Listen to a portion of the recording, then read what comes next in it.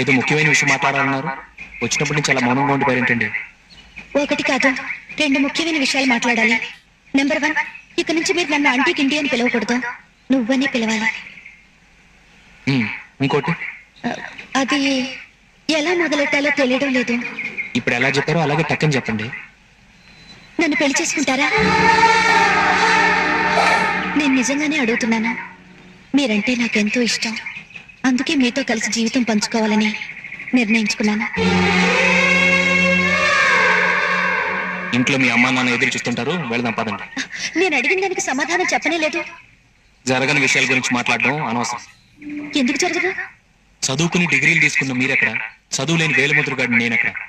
మీ చదువుకి తెలివితేటలకు తగ్గ వరుణ్ణి చూసి పెళ్లి చేసుకోండి.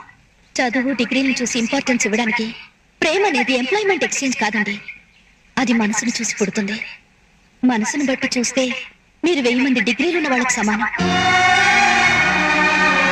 ఇష్టం లేని చదువుకున్న వాడితో కాపురం చేయడం కంటే ఇష్టమైన చదువు లేని వాడితో జీవితాన్ని పంచుకోవడం ఎంతో మేలు.